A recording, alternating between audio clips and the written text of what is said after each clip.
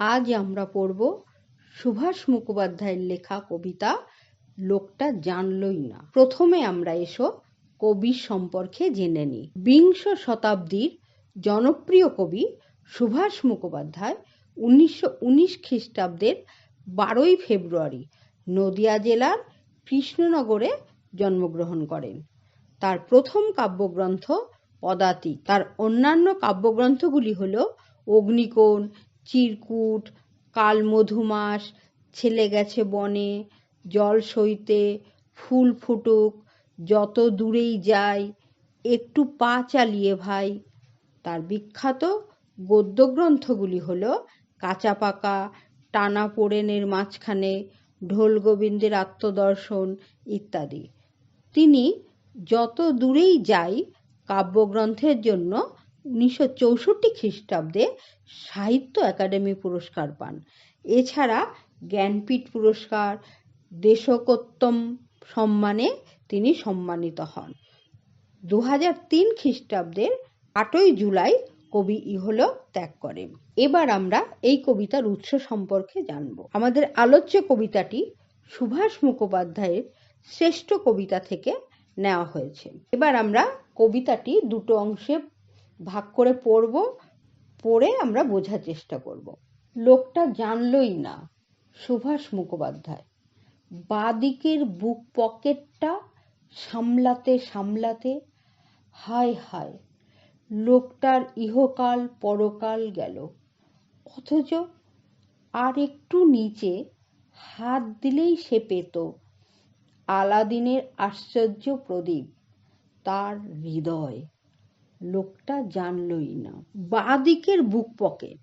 বাঁদিকের বুক পকেট বলতে এখানে অর্থ গচ্ছিত, অর্থাৎ অর্থ, টাকা পয়সা সঞ্চিত করার যে মানসিকতা, সেই মানসিকতাকে কবি বোঝাতে চেয়েছেন। সামলাতে সামলাতে অর্থাৎ আগলে রাখতে রাখতে তার ইহকাল পরকাল কেটে যায়। ইহকাল হলো জীবিতকাল আর পরকাল হলো মৃত্যুর পরে প্রাপ্ত অবস্থা। এখানে কবি ইহকাল পরকাল বলতে জীবিতকাল ও মৃত্যুকে বুঝিয়েছেন। এই শব্দ দুটির দ্বারা কবি বোঝাতে চেয়েছেন গচ্ছিত ধনসম্পদ সামলাতে সামলাতেই লোকটির পুরো জীবন কেটে যায়, মৃত্যু এসে উপস্থিত হয়। বুক পকেটের একটু নিচে হাত দিলেই সে পেত আলাদিনের আশ্চর্য প্রদীপ, তার হৃদয়কে। কবি তার হৃদয়কে আলাদিনের আশ্চর্য প্রদীপের সঙ্গে দেখো এখানে তুলনা করেছেন। আরব্য উপন্যাসের একটি জনপ্রিয় চরিত্র হলো আলাদিন। সে একটি জাদু প্রদীপ পেয়েছিল। সেই প্রদীপটি ঘষলেই সেখানে সেই প্রদীপ থেকে আবির্ভূত হতো একটা জিন বা দৈত্য। সে অঘটন ঘটন পটীয়সী, সর্বশক্তিমান, মানে সে সমস্ত কিছু সৃষ্টি করতে পারত, মানে যখন যেটা চাইবে তখন সেটাই সে দিতে পারত।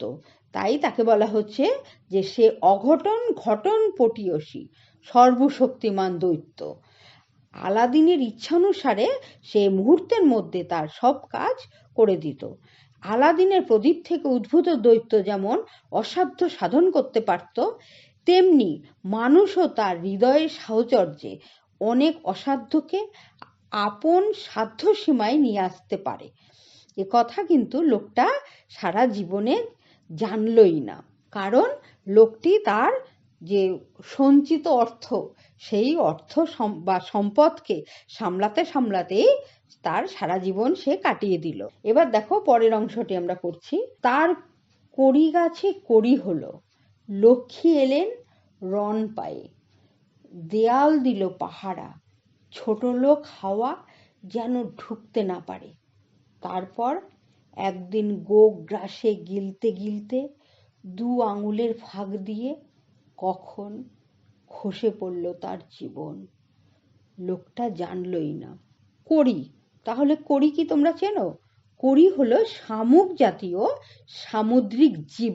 সেই জীবের খোল, যে শামুক জাতীয় যে সামুদ্রিক জীব কড়ি, কড়ি হলো সেই যে সামুদ্রিক জীব, তার সেই জীব বিশেষের খোলকে বলা হচ্ছে কড়ি। প্রাচীনকালে মুদ্রা হিসেবে এটি ব্যবহৃত হতো। এই কবিতায় এটি ধন দৌলত অর্থে ব্যবহৃত হয়েছে। লোকটি আজীবন অর্থের পিছনে ছুটেছে, তাই তার গৃহে লক্ষ্মীদেবী এসেছে। করিগাছ বলতে কবি ধনসম্পদের কথাই কিন্তু এখানে বোঝাতে চেয়েছেন। তারপরে দেখো এখানে রণপা, রণপা বলতে কি বোঝাচ্ছে? রণপা হলো দ্রুত চলাফেরার উপযোগী লম্বা লাঠি।